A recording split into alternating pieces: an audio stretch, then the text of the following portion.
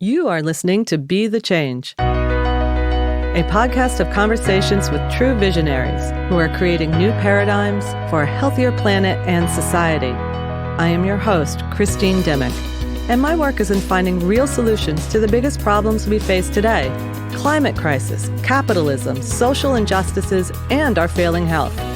There are amazing humans out there that have answers, and it is my mission to have their voices heard. Together, we can raise consciousness and create a just and equal society. Together, we can be the change.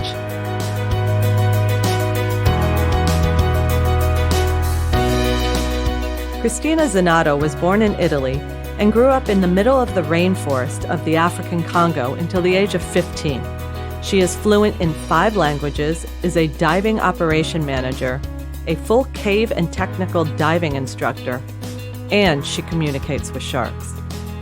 It was a mesmerizing and breathtaking video of Cristina removing the fishing hooks from her beloved sharks' mouths that I first came to know her, and the more I learned, the more I was in awe of her and her work. To speak with Cristina was a dream come true for me. In this episode, she shares how her gift as a shark whisperer came to be, how she uses her abilities to educate and create a human connection with the oceans, and why it is so incredibly important to preserve them. She also vividly accounts surviving Hurricane Dorian and why mapping the underground caves of the Grand Bahamas is so important for its future resiliency. So without further delay, here is my interview with the amazing human, Cristina Zenato. I hope you enjoy. Welcome, Cristina.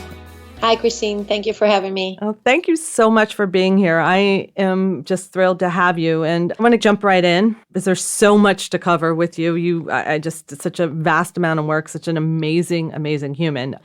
But for listeners who are not aware of your incredible work with sharks, can you please give us an understanding of why you removed the hooks from their mouths and what called you to do this? Well, I've been working with sharks for 25 years. It was a childhood dream of having sharks for friends. And it was an adult chance that showed up on my doorstep. Well, kind of went looking for it a little bit. And in the midst of working with sharks, and I realized that like any other creature that you become affectionate with, they were hurting. And so the hook became the same as a thorn in a paw of my dog. I wanted to remove the hooks to alleviate some of their pain and suffering, some of the infections, to see them eating better. That is all where it came from. I spent so much time with these animals, and all I wanted to do is alleviate a little bit what is something that is not natural. The hook is an artificial object brought in by humans. And so as it comes in with human intervention, I thought it was not bad to go and remove it with a human intervention. Now, do they let you from the very beginning? I mean, now we watch videos and I see that you can pet the sharks lovingly, like I pet my Chihuahua. It's such a beautiful thing to see. You know I love sharks. You know I don't have fear of them. But can you explain to the audience, because I think even some people who have a love of the ocean, I hear them and I just don't understand. You're like, oh no, sharks. How you intuitively just go to them, or did you have to work this in? Do you have to give them food? How does it work? It's all of the above, meaning you have to, first of all, find where they are. I do give them food. I do believe, like any other animal, we reinforce positive behavior of animals of any kind and of humans with a reward. And that reward could be from a positive reinforcement to a pay raise to a human to a treat for our dog. So I do use the food. The food also is something that allows me to get closer to them, to drop a little bit that kind of fear that I have of us. And then with time, it becomes then knowing each other. So they'll come up even if I don't have food right away, and they'll come and swim around and figure it out who it is and what you do and all of that. So it is a mix of spending a lot of time together and obviously a positive reinforcement through food of their behavior. How do they recognize you? You said they know who you are. Is it because you're in the same place? Is it a Pavlov's dog thing? Like you're in the same place, they know they're going to get food, or is it they actually know you?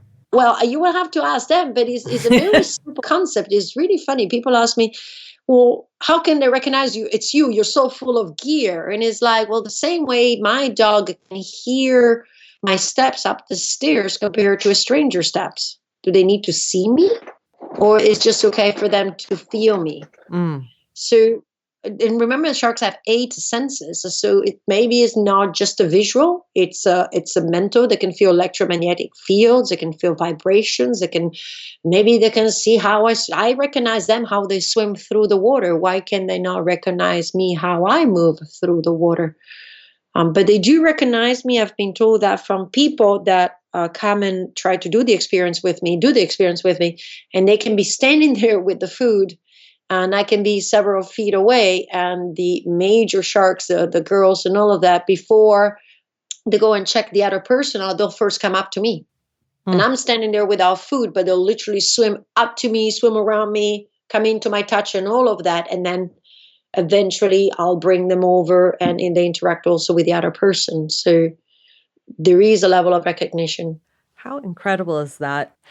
It's so beautiful to see, Christina, and I thank you for doing this work. And I know education's a big part of it. It's not just diving and feeding the sharks, but you educate children, you educate adults. Can you tell us a little bit why it's so important to our own survival that we have sharks and why we shouldn't be afraid of them? There's a lot of movement out there that keeps talking about saving the oceans. We need to save the oceans, and I'm in total agreement with that. But at the end of the day, if we really want to be realistic, is we need to save the ocean to save ourselves. This planet has gone through 5 mass extinctions, and yet has come through and regrown and rebirthed and regrew and everything else.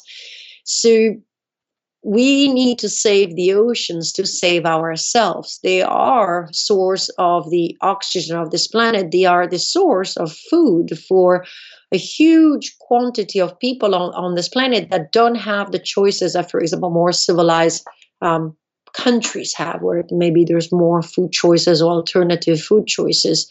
But the oceans in itself is this vast web. It is, and I think it's so vast and so complex that we still don't have a full grasp of it, no matter the scientists, what they say and what they discover. Listen, in the last few years, they just discovered 5, 6 new species of sharks. I think 23 in the last 5 years. You're kidding me. No, and that's the thing. We there is so much intrinsically related with the ocean, and I think it will be kind of like irresponsible to eliminate something and then go, gasp, we really needed that.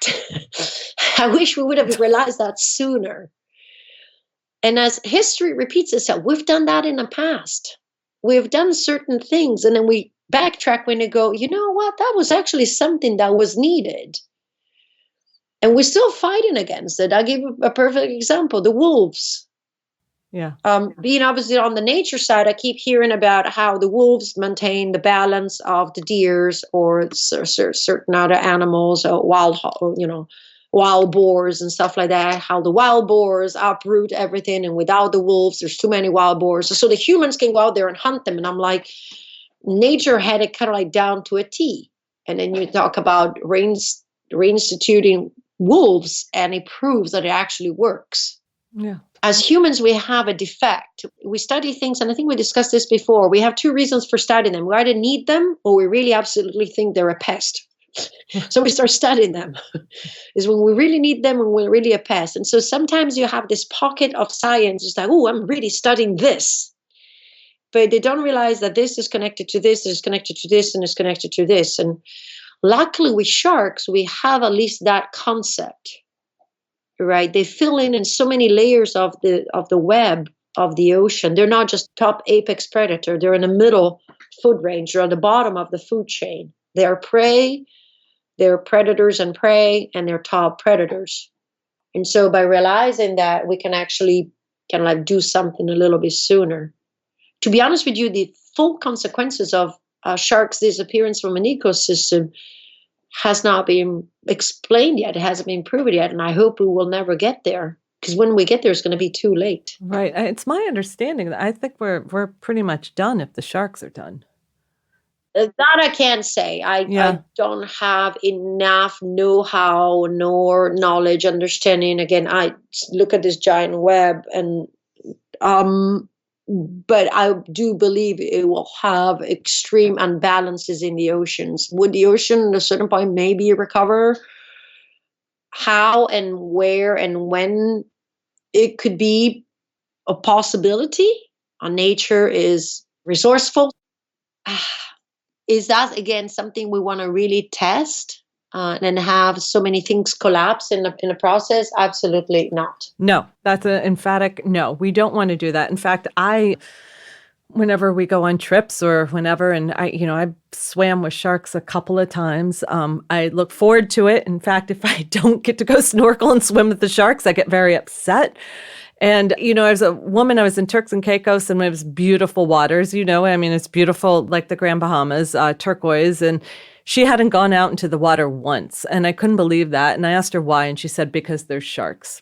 And I said, well, first of all, there aren't sharks here that are going to even bother with you. So you wouldn't have to worry about that. But wow, wow, that fear. Do you think this comes from Hollywood, from movies? I feel like kids, it's instilled in them in a young age. Fortunately, I've taken that out of my son. But how do we educate? I know you go to schools, right? Yeah, I speak. I go to schools. I do live talks. I do talks to aquariums. I've done talk to dive clubs. I've done talks to book clubs. So whoever asks me to talk about these subjects, I do. I do quite a lot of like Skype classrooms with different organizations, Shark for Kids, or exploring by the seat of your pants. And now you can reach like 9 classrooms in a 1 hour session. That is very important. On the Hollywood, yes and no. Everybody keeps blaming Jaws, and in a certain way, yes, it really changed how people view the sharks. But let's go back to Peter Benchley's book Jaws, and to Steven Spielberg's movie. If you look at the book, it says a novel, and if you look at the movie, it was a Hollywood movie. And I think what this book and this movie just fueled was something that is inside us and is already been there. It was just emphasized. They never came out and said, hey, by the way, this is the best documentary on great whites ever produced. The guy said, no, this is a fiction movie. Peter Benchley wrote novels. He wrote different other novels. So they never come out and said, this is a scientific, extract on great white sharks. People were fueled by that, but I think there's something that is inside us. I actually did a post right today about that, and it was not really well understood. But I think as a species, we're very arrogant, right? We have conquered every single landscape that we could conquer on this planet. We are amazing. Some of these human beings that as Westerners we look at, we wouldn't even be able to imagine how they do it, but they live in the desert. They live in the Namibian desert, right? Mm-hmm. They live in the Kalahari desert. Or they live in the ice. They use ice to keep themselves warm. We have modified the environment to our extreme advantage. Mm-hmm. But we can't do that with the oceans. Yeah, we can go down there with a machine and the 1 atmosphere suit and the submarine and list whatever you want. If you were to be dropped in the middle of the ocean, there's nothing in us and in the ocean that will guarantee our survival. We will go hypothermic between minutes and few hours, depending on the water temperature. And we're not equipped to just be in the water for a lengthy period of time. We cannot even say, oh, I'm going to take a breath and huddle here on the bottom of the coral head or at the bottom of the rock and spend the night till rescue comes. No, we're absolutely alone and dispersed into this vastity. And we can't conquer it unless we have all these machines and all this technology. I'm the first one, right? We're breather, dry suit, mask, fins, light. I mean, to go where I go, I need all this technology with me. But you can still survive as a person in the middle of a snowstorm. You can still survive in a forest. You can still survive in a desert. And that's the difference. There's nothing in that environment to our advantage. And I think that makes us feel very vulnerable. And it's not a feeling that we're used to. We're used to it if it's brought on by another human, right? In Africa, People would not cross from one village to the other, hence your head would get chopped off or something, because everyone was at war. So we're in New York City, you don't go walk in certain alleys or dark alleys because other humans might bring this onto you. Right. But nature, nature, we feel like we're superior. There are people that, even based on their beliefs, thinks that we have command over the animals, that we should decide the fate of all the animals and all of that. I'm not going down that lane. And then comes the sharks. And you could say, well, there's also whales, the dolphins, and all of that. Is that yes, but the shark is the perceived animal, with the razor sharp teeth and, the self swimming. And it does indeed prey on animals more than a whale that, eats krill. And I think it really kind of like is the catalyst of this vulnerability that we feel. And when we feel vulnerable, a lot of people, a lot of animals too, right, become angry. It's like, oh, defensive. I'm going to defend myself. Try to go next to a wounded animal. Right. Careful, it's wounded, it's going to hurt you. It's like, well, I'm trying to help. It's like, yeah, but it's scared. That's my theory. I'm not a psychologist. I'm just a person that works with people, and I just listen to people, and I just watch people. Fishermen, divers, a spear fisherman. And if you ask them, I might say, no. But that's my feeling. My feeling is that we basically project in the shark something that we will never be able to be. And that makes us a little bit kind of like angry. So hence, I do believe is one of those animals that when we fish, it's okay to hang and display in this kind of like expression of my power over these animals as the blood trickles down from these, teeth and everything. Is like, if we did that with any other animal, we will be absolutely accused of animal cruelty. Right. That display of power and winning over a shark, a shark fishing tournament, everybody around this creature that all it did for the entire sport, fought for its own life, for your entertainment. It is something that we would never do without animals. So there is a disconnect. I think it comes down to all of it, to consciousness. And losing that need to have to conquer, or that fear, and having respect. Again, like I said, there was nothing I enjoyed more than swimming next to the shark. And that vastness, right, where we're floating out in the sea, and there's nothing like it. What is it? Only 5% of our ocean waters are actually explored.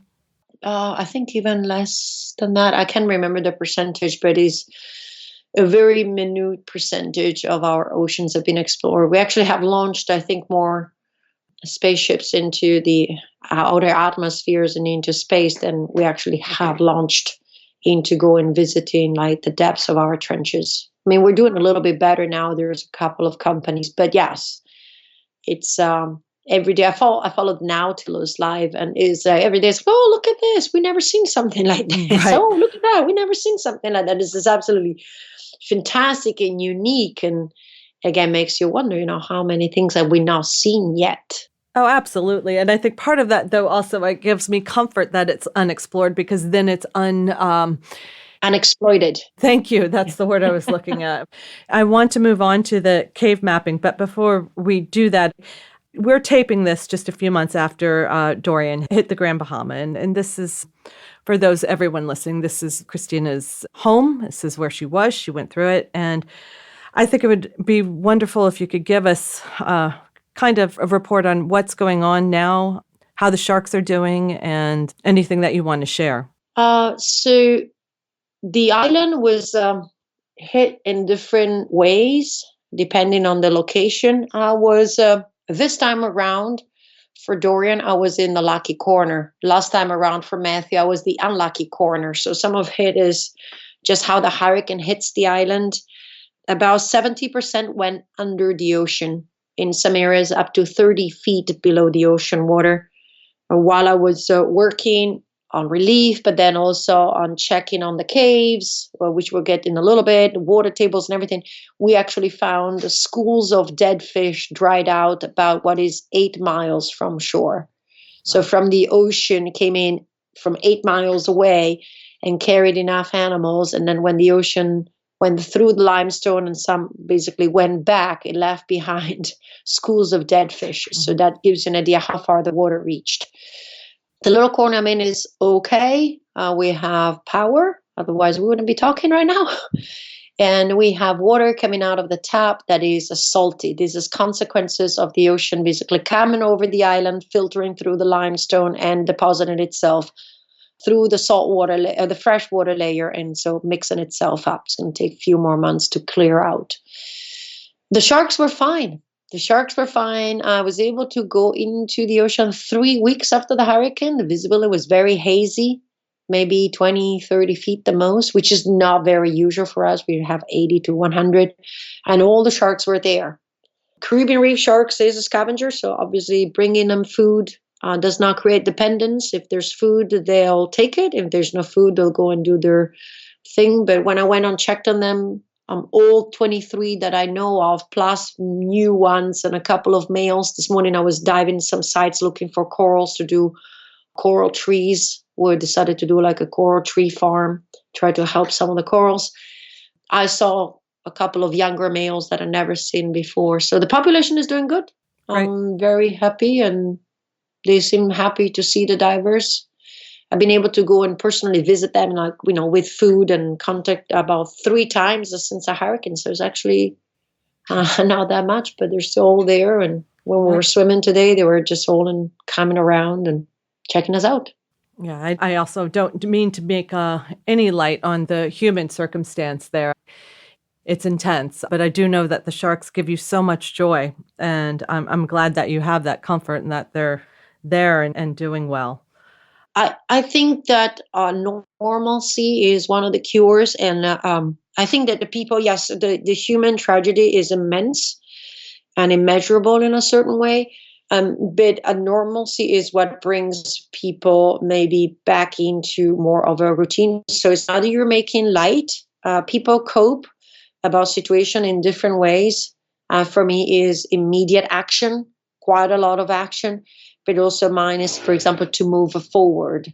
So for me, it was important to go back and take care of the people. I've been doing still relief work. I don't really advertise it anymore. I've been taking care of people that I want to take care of, but then also to go and take care of the ones that are important to me, although they're not in human form or human shape. So I needed to go and see how the sharks were, and I need to make sure that the coral are okay. And I think if each one of us kind of like focus on what is their niche, then we can actually have quite a few more things ready for recovery. We do need the tourism. So I know it sounds terrible, but the hotels needed to be cleaned out, and the restaurants needed to be open, and the harbor need to be open so the food could come in, so we can have people that can come in and visit the island, which is, half limping in certain areas, but in certain areas ready to go. And it might sound terrible, but even the people that lost everything, they're like the first one eager to say, no, I want to take this tourist tour out, because that tour will allow me to make some income. So then I can go home and rebuild my completely demolished home. It doesn't make anyone insensitive. I think it is part of the strength that humans have, right? Yes, agree. Thank you for sharing that. That was very well said. I follow you on Instagram. I get all the updates there, and you're busy. And I love seeing that you went right back into cave mapping. And yes, so this involves for everyone listening, this involves, and Cristina, of course, is going to go into in depth, but involves going under the actual island into unexplored caves, mapping it. But it's extremely important for future hurricanes, right? And resiliency. Can you tell us why? Well, I think it's important for the present. Hurricanes are not hurricanes. One of the most important things, and it's amazing how very little, unfortunately, no matter how many presentations and how many talks and how many is explained, even the Bahamians do understand our fresh water is in the underground. It comes from the rain. It's filtered through the healthy limestone, and then it deposits itself on top of the salt water, which is obviously at the same level of the ocean. There's a freshwater lens, is a little bit maybe hard as a type of water, like the faucets are always covered in white calcite and things like that, but it's extremely good and extremely drinkable. We have no mountains, no rivers, no lakes, no snow, obviously, and yet we have a phenomenal supply of fresh water. Wow. Your water system there is from the fresh water? Yes. Wow. I take the regulator out systematically during a cave dive, especially if I'm coming back from a dive where I was in a salt water and I come back into through the fresh water and I'm in the middle of the cavern. I'll take my regulator out and take a couple of sips of water after a 2-3 hour cave dive. Wow. I did not know that.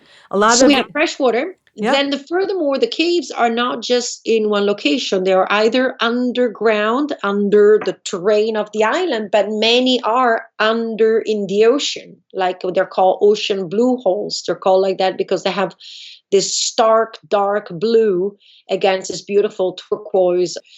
And these holes, again, are connected with land caves. I know that for a fact. We know many connect. We've done, put the dye and everything. But I actually literally swam from a land-based cave through an ocean, open ocean hole. There are like about 4,000 feet in a swim, and they're about 1,000 feet in distance from land to the ocean, proving, if I can swim through everything that you deposit, where the water system of this cave is, will travel through the limestone into the water table and through the cave all the way out in the ocean.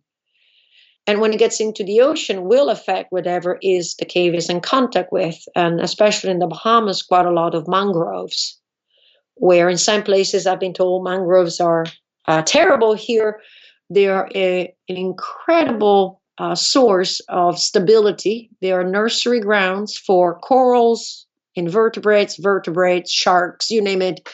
They have this kind of like cage system, right? So animals reproducing here, nutrients are transported, and yet big predators can't come in because all the roots prevent like big animals to come in. So all the baby barracudas, baby sharks, all sorts of different fish basically live here till they grow up and then they're ready to go out in the ocean.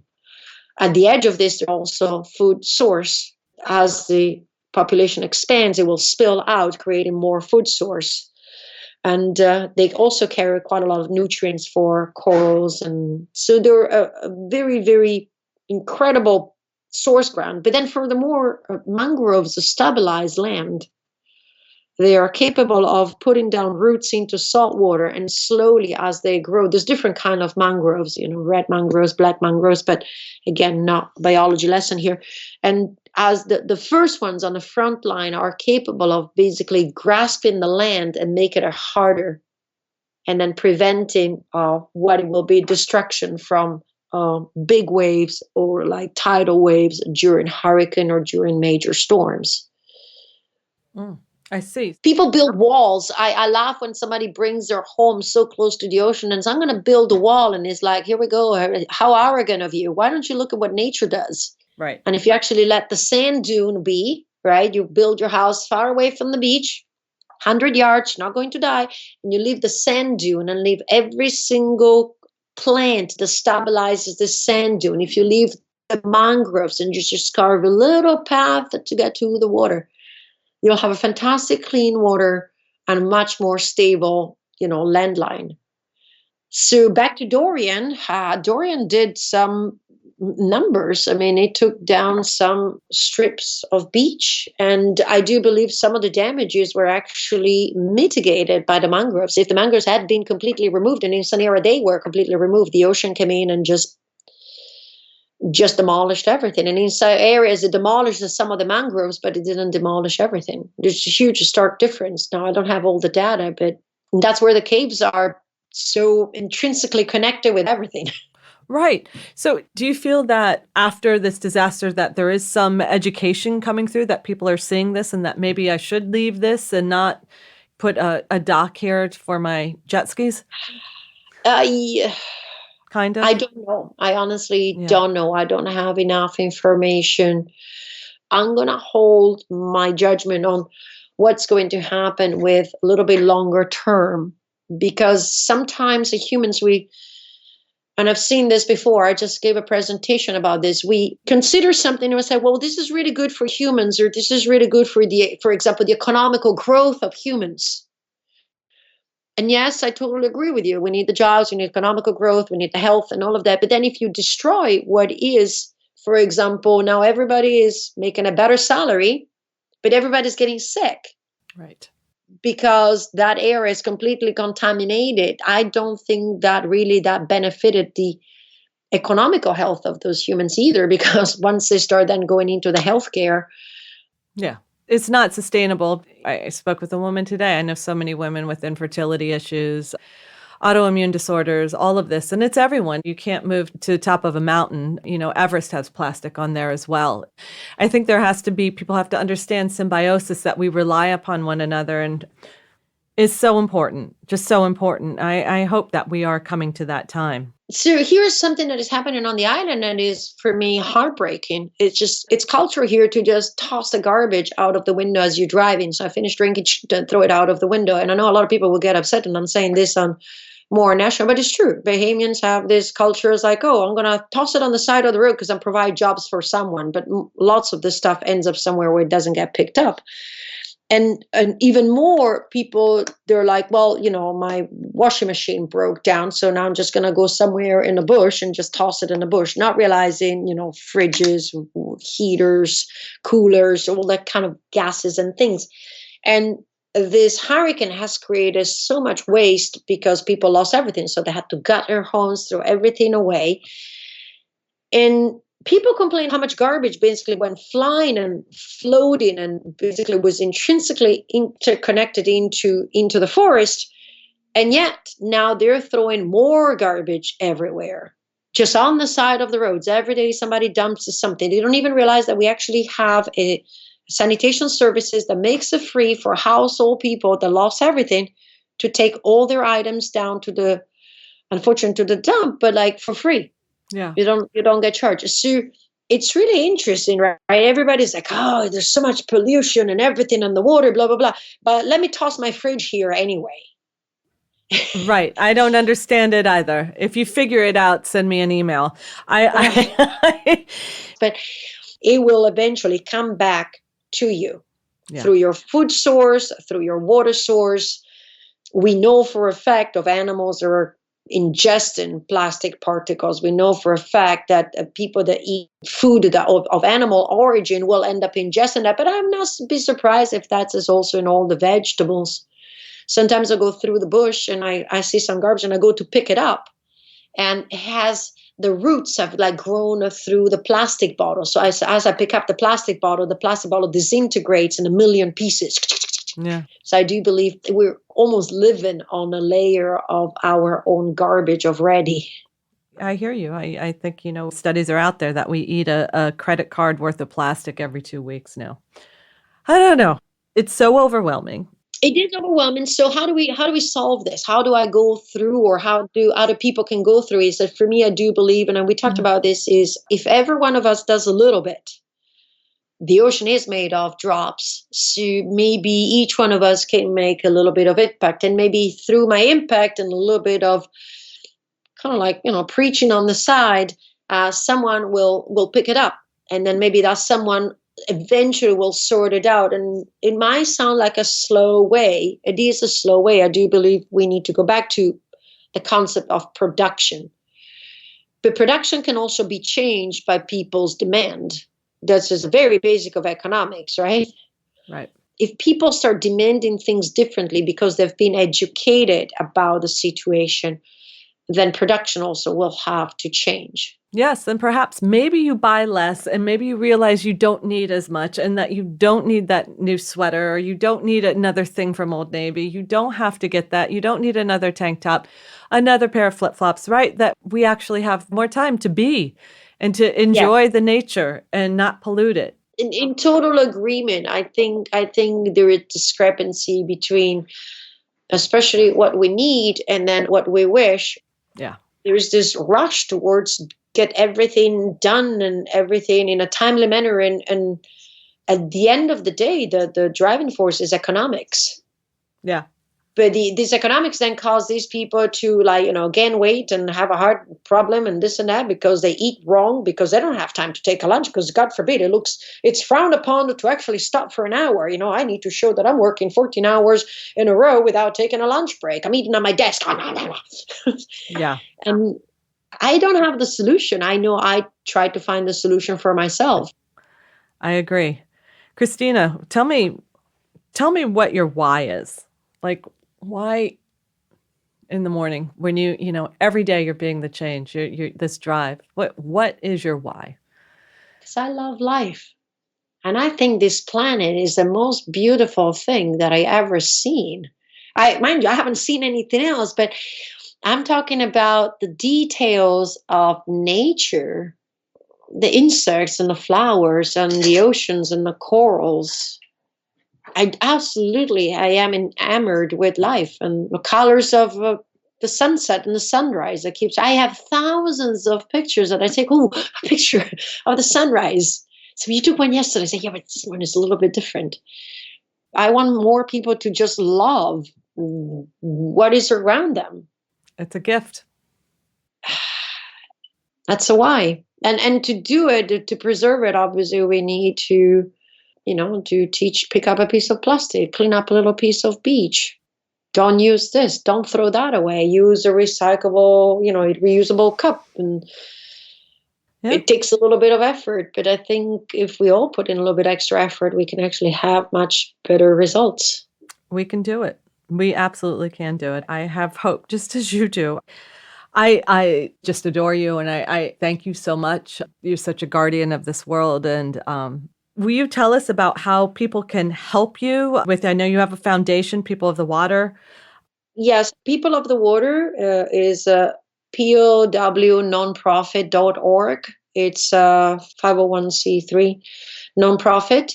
And it was created to allow me to do more exploration, but also to have more education and more outreach, and to be more available for others to use, what I do and my services, so that maybe we can change something. That is what the nonprofit does, is through the financial support, either through the shop or direct donations.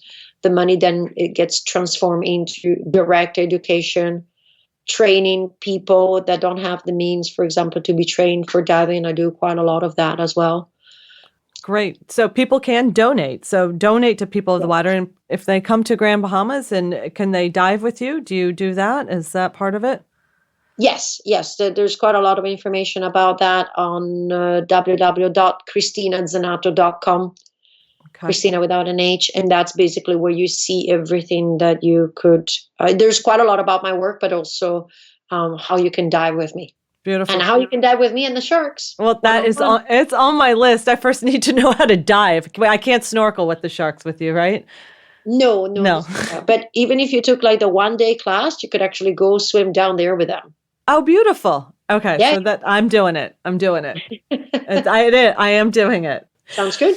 Well, Cristina, thank you so much. I mean, seriously, thank you. My sincerest gratitude. I know you're busy. I know you have many other things you'd like to be doing right now. And I thank you for giving us your time and for sharing this extremely important information with all of us. Thank you, Christine. Really, I appreciate it. If you would like to learn more about Cristina Zenato and her work, she is on Instagram at Cristina Zenato and at People of the Water. And please visit her website at CristinaZenato.com and donate to her foundation, People of the Water, at POWnonprofit.org. That's POWnonprofit.org.